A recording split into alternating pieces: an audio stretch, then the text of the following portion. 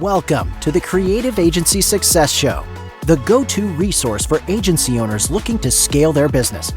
Join us every week to stay ahead of the curve and position your agency for future success. All right, Jody, I think this was a great episode. So we had Zaid Ammari on from PPC Masterminds. I think it was great because you and I kind of came in with different mindsets. Like, you were so involved in our marketing, you're so involved in the way we do things. So you kind of came in with that expert mindset, and I kind of came in like the kid on the street who's hearing these things for the first time. Like, holy cow, that's how that works. And so I'm asking more like questions about stuff like that. So I thought this was a really good show, and I think like I said in the show, I think our listeners can really benefit from a lot of the strategy that Zaid was talking about here. Did I hear you say expert mindset?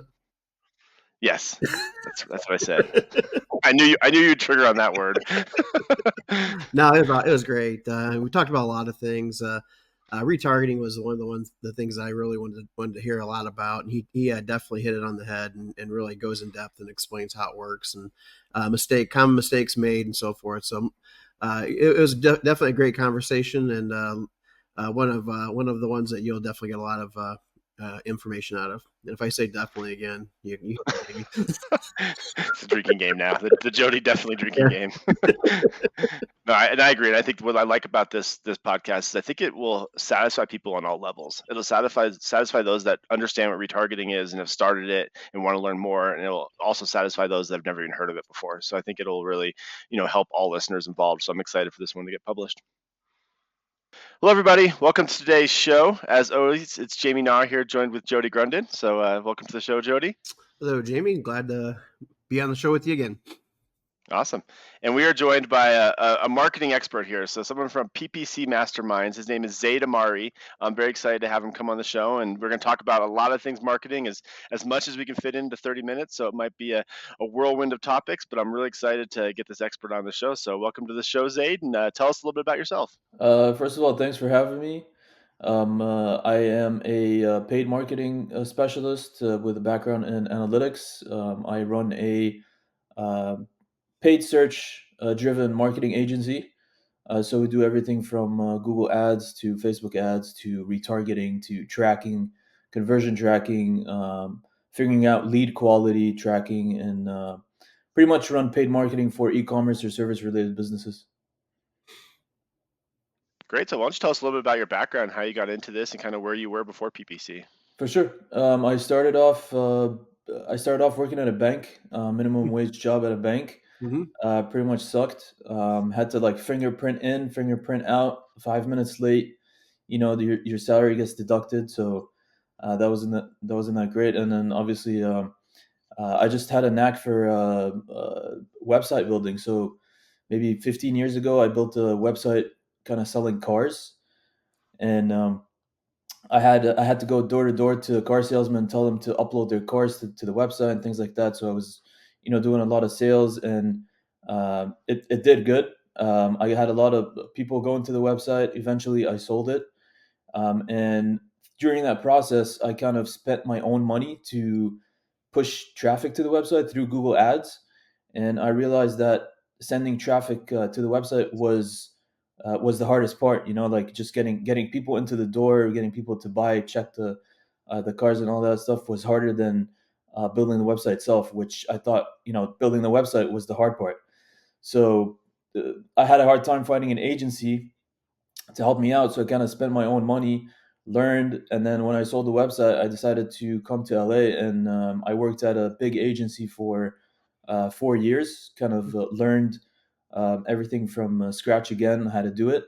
And after working at a big agency, kind of I saw how they treated clients as just another number, and so I decided to kind of open up my own thing, because I was pretty much the doer at the agency, and I had like 3 project managers on top of me and 2 account managers and things like that. And that's how it is in agencies. They just have a lot of managers and very few people doing stuff. So that's how I ended up opening PPC Masterminds, trying to actually help businesses, not have them just be another number. Mm-hmm. Yeah. Question for you on your target clients. A lot of folks are generalists, and then some are more niche oriented. Which direction do you tend to be in, and why? Like in marketing in general, or paid search? Paid search. Mm-hmm. I tend to, I mean, most of our business, Google Ads is obviously the most popular platform. Mm-hmm. Yep. So I am very up to date with Google Ads and GA4, Google Mm-hmm. Analytics. We do a lot of Facebook and YouTube, but not a lot of Amazon. So I would say I'm mostly focused on paid search and paid Mm-hmm. social. Gotcha. And then which industries do you typically work in? E-commerce Mm-hmm. mostly, and service. So I usually get the hard clients, the ones that kind of get leads is usually the hardest. Mm-hmm. E-commerce is kind of I mean it's a little easier because it's easier to track. You know, the leads is they get leads and they don't know if the lead's actually a good quality, and they don't know how to uh, get the value of the lead into the paid search to figure out is it actually a good lead? How much did I actually pay for the sale kind of thing? So Mm-hmm. that gets tricky. So then another question would be, as I was checking your website and talking a little bit pre-showing a little bit, retargeting is a big thing, especially with all the different ads. And I saw that you had a course on retargeting. Can you tell us a little bit about that and tell us about retargeting for those that don't know it in the audience? Yeah, absolutely. Retargeting is when someone comes to your website and, for example, they look at a product or they look at your service and they don't end up signing up or purchasing. So what happens is we drop a cookie on their browser, and that follows them around the web. And what that does is allow us to show ads wherever they go. So it's kind of creepy actually. So we follow them around like Facebook or Amazon or Mhm. any website that has Google Ads on it, and we can show them whatever banner ads we want. And what that does from a psychological standpoint is it makes you think that this company is really large, like it's a big company and they have a big marketing spend, and that kind of makes people trust them more. Mhm. Because imagine you go to my website, you try to you go to my contact page, you don't end up signing up, and then you go to Facebook, you go to I don't know, a news website, and you just see my ads everywhere, LinkedIn, like YouTube, and you're just like, okay, well these guys are huge, they're everywhere, but actually we're just retargeting you with a cookie, you know? Gotcha. So you don't even have to fill out a contact form. You just have to be on the website in order to get it Yeah, and accept cookies. I'm sure. yeah. I mean, you can tailor it. You can be as specific as you want. You can follow people, for example, for only 90 days.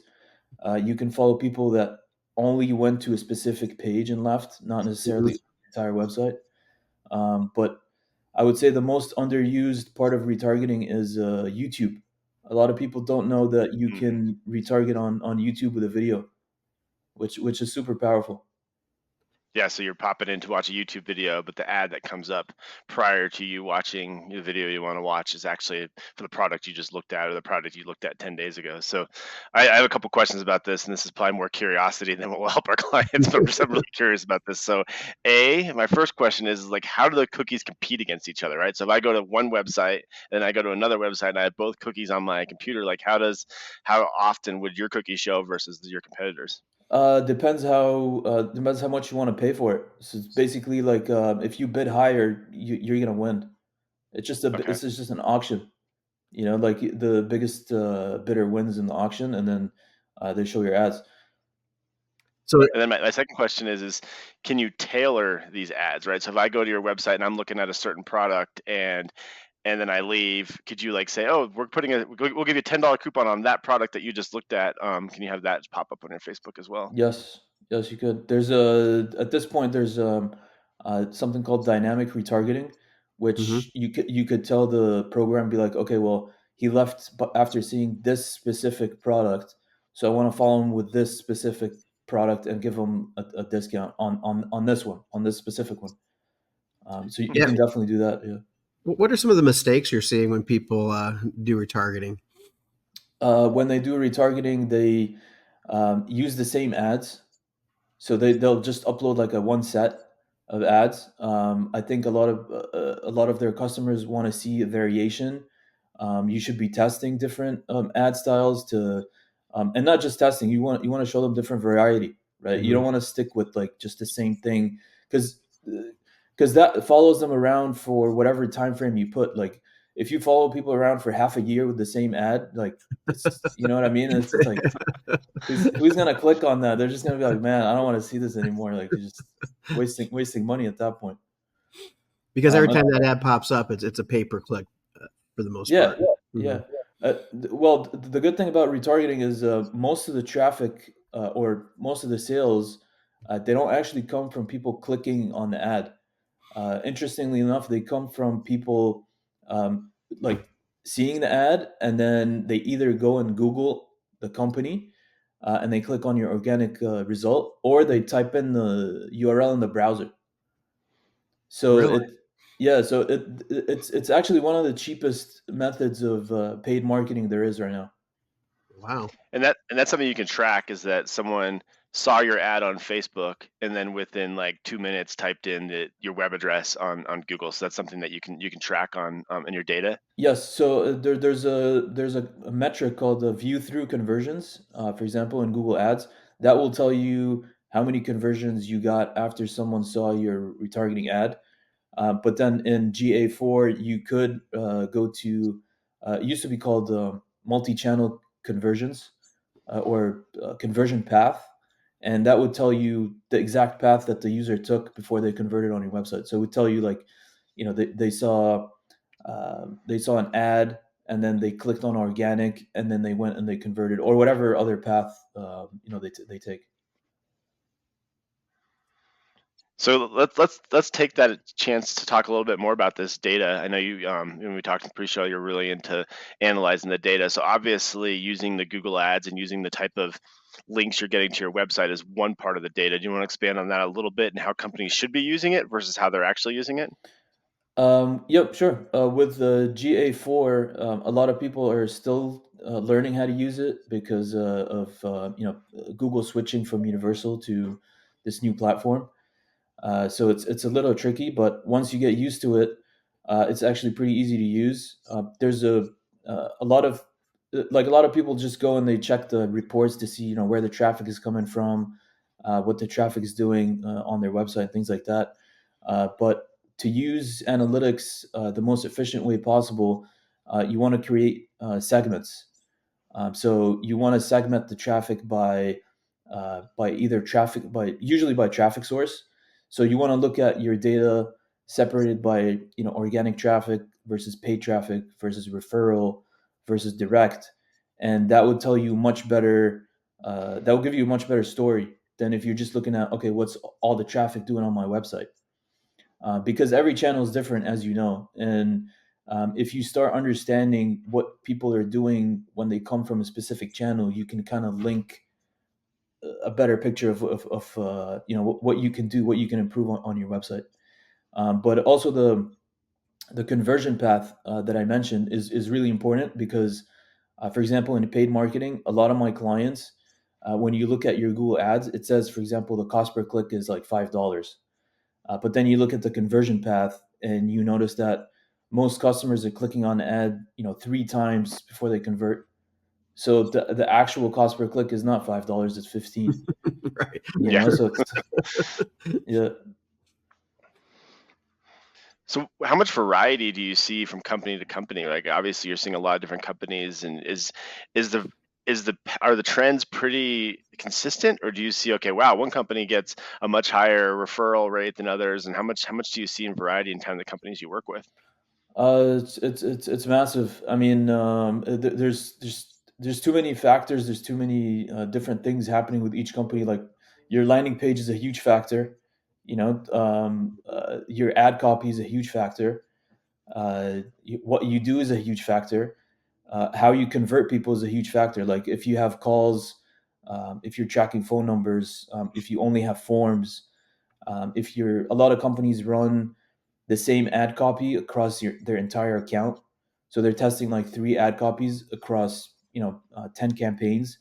You want to be testing different ad copies per ad group, and a lot of people just tend to be lazy. They don't want to be like, well, I'm not going to write up like 30 ads, man. That's crazy. So a lot of variety. It just depends on what they're doing, what the type of business is, their landing page design. their campaign structure, if they're tracking correctly, are they looking at the data and optimizing? How fast are they optimizing? I mean, just it's all over the place. So every time I see like industry benchmark, I'm like, Mhm. where did this, what, like where did this come from? Like how many companies did you compare to get the benchmark? So I'm always skeptical with looking at like polls or like Right. estimates. A lot of companies be like, your CTR should be 10%. I'm like, dude, if your CTR is 10%, you're definitely not converting a lot of leads. Like those are probably like some bad leads. Like even if people click on your ad, doesn't mean it's great. So Can you go into that more detail? Because I think a lot of people get that confused. They think, oh, we're doing really great. Look at us. The click through rates dramatically is great. Can you explain that in more detail? yeah, absolutely. So mostly for service companies that need to generate leads, Mm-hmm. it's harder to track the quality of the lead. So they see, for example, 10% or 20% click through rate, and they're Mm-hmm. like, man, this ad is amazing. But if you actually look at the performance, the leads that they're getting or the leads that are clicking on the ad, they're either not converting, or when they submit the form, they're actually like they're not a good lead. Like they don't close the lead.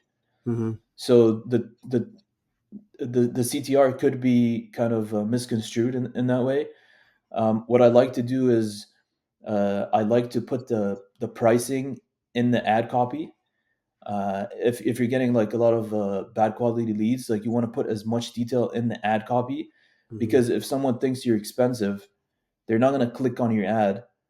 Because they can't afford you. You already saved yourself the click, so Mm-hmm. Hmm. you're saving money by not having them click on that ad. So as much information as you can, you should put in the ad copy. Put pricing in the ad copy, like test that out. Mm-hmm. And Google in specific these days, they tell people to add like I think like 10 headlines and up to 4 descriptions. You can add more than 10 headlines and 4 descriptions, but um, you have to think like, how long is it going to take, like depending on your budget, how long is it going to take Google Ads to test 10 headlines and 4 descriptions?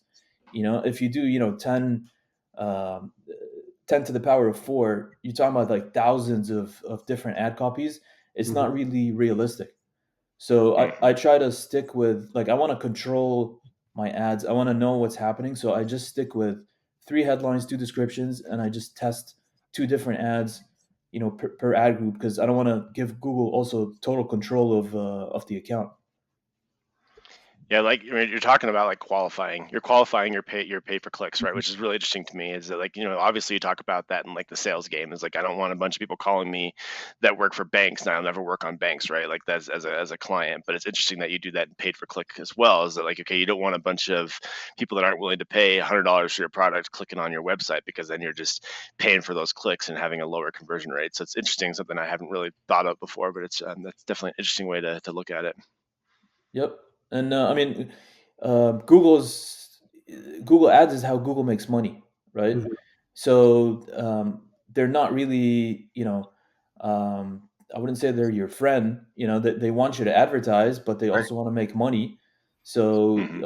another part is they started being very lenient with like keyword match types. So back in the day, you could add like an exact match, which Mm-hmm. basically tells Google like, I just want to bid on this exact keyword. Nowadays, it's kind of lax, so they'll show your ads for a variation of that keyword. Kind of the same thing that I mentioned with ads. They tell you to put so many variations, but in reality, it's just it's going to take forever to test all that. It's Mm-hmm. not it's not realistic. Hmm. Yeah, kind of switching gears a little bit. Um, a lot of companies try to do this themselves. Others try to outsource it to like a company like yours. At what point do you think? What point should companies look for a service like yours versus bringing it in house? That's a great question. I think I think if you don't have an expert running your paid ads, and you need to run paid ads, Agencies are, I would say, the most expensive route you could take. Mm-hmm. Freelancers are probably the cheapest route you could take. I'm kind of in the middle because I personally do everything for my clients. Mm-hmm. But like if you work with there's advantages and disadvantages to everything, right? Mm-hmm. If you work with a freelancer, you're gonna have to trust that they know how to write ad copy, that they're good writers. You have to trust that they know how to optimize your landing page. Mm-hmm. So they're good at like UX design and things like that. You have to trust that they know Google Ads, and you have to trust that they know Google Analytics. And there's plenty of freelancers that know all that stuff. Don't get me wrong, but finding one that's cheap and quality never go together, right? Right. Yeah. So yeah, if you want to be super personal and work with a freelancer, I mean that would be the way to go. Agencies, on the other hand, um, some agencies obviously are better than others, but they do have teams, and they usually have a specific person that does the ads, a specific person that does the analytics. They have account managers, things like that. So, and they do charge a lot more than freelancers, obviously. Mm-hmm. The thing with agencies is you might not feel like you're special. You're not being treated, great, because there's account managers, project managers, and the person doing the job. And by the time the message gets to you, it has to go through like 3 different levels. So it just really depends on your situation, right? Like if you have a massive company, and you're spending more than 50,000, you want to go with a small agency or a big agency.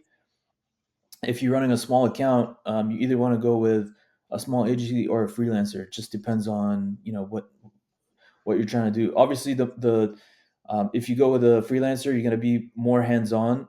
Mm-hmm. A smaller agency, a little bit less hands on, and a big agency, supposedly you're supposed to be completely hands off, but you still have to keep checking on their work and stuff because you just never know.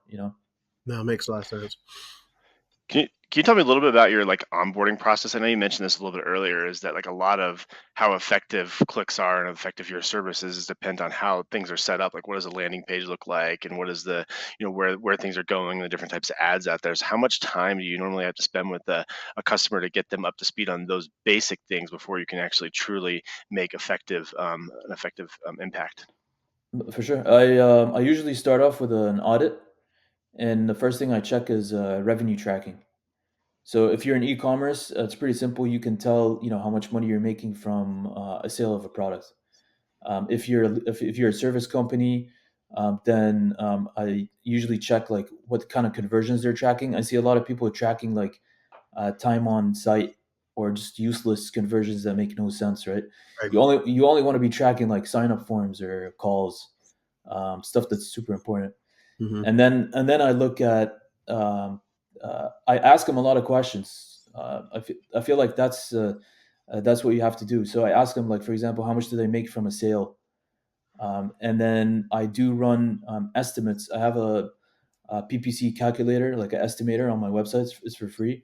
I run estimates and kind of see, okay, based on the average cost per click that I get from Google. So Google has a free keyword planner tool.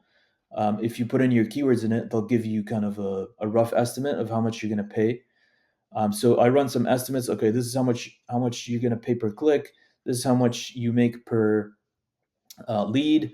Let's say you convert 10% of your leads to sales, and so I run an estimator, and I can see exactly like how much they should be spending to get the number of sales that they need, and if it's even worth it for them.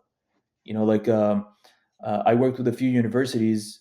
Universities, depending on their size, some of them pay like $250 a click, right? But these guys don't. Wow. These guys don't care because like they're making hundreds of thousands. They don't care about 250 a click. The margins Yeah, much the higher, right? margins are huge. But then, Yeah. but then you get like a small company, like a HVAC company. They're not gonna pay like 300, like $100 a click. if you install a heater or whatever, you're going to pay anywhere from 5 to like 15.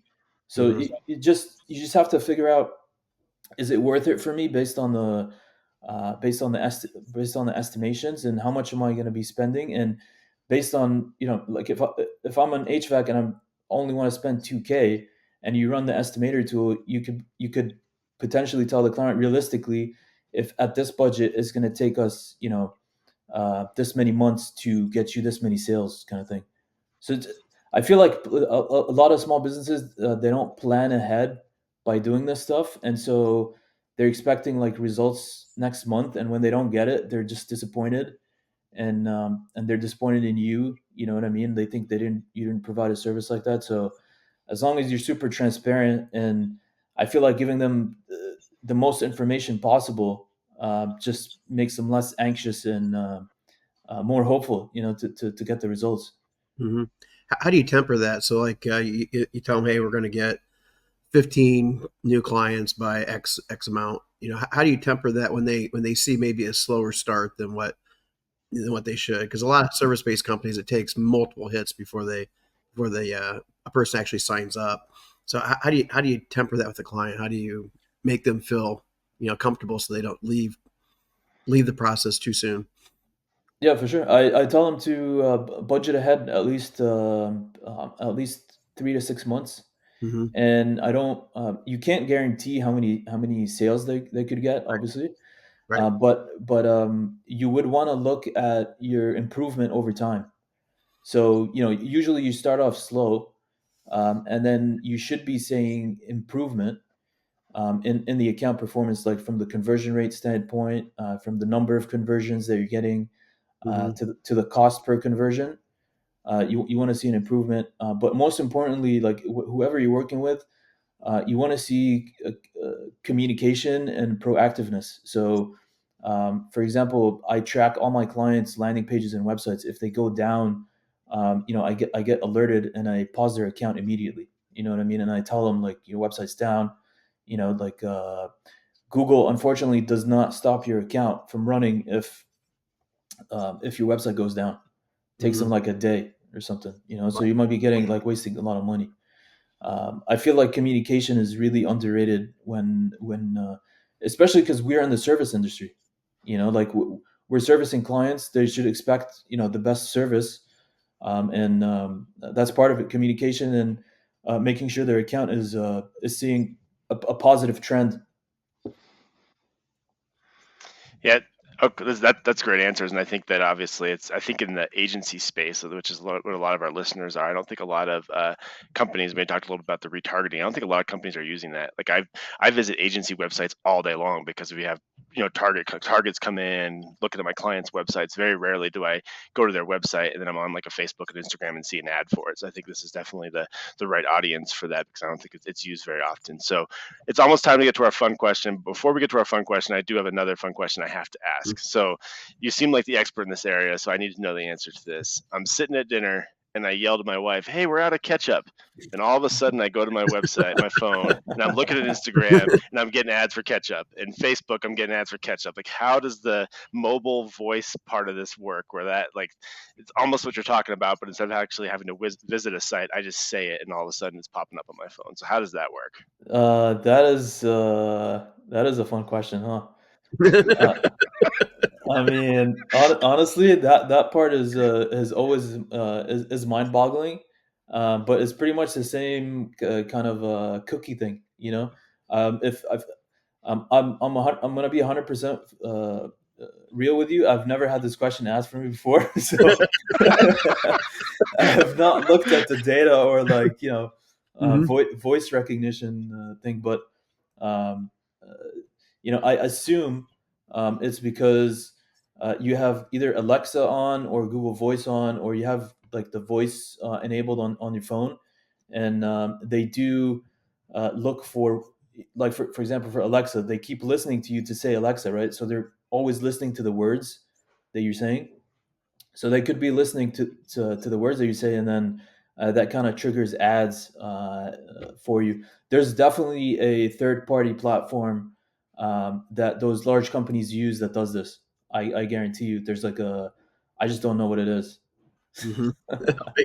Awesome. Well, yeah. Again, I thought you'd be the person to ask. So I appreciate Yeah, you for sure. you going around that answer a little bit, but it's always been fascinating to me. So, all right. So now time to get to our fun question and wrap this up. So, a lot of talk here about ads and searching the internet, and coincidentally today is Prime Day. So I'm curious from both of you guys, is there any product you're looking for, you're keeping an eye out for, or something that you really think is going to be your next big buy from the websites? And so Jody, I know you're always looking for the next big Hawaiian shirt or cool shoe trend. So I'm curious. I'll start with you first. Like, what are you looking for on these on the internet right now? Oh, geez, what am I looking for on the internet? It's just basically food, food and vitamins. Okay, food and vitamins. Not really a ton.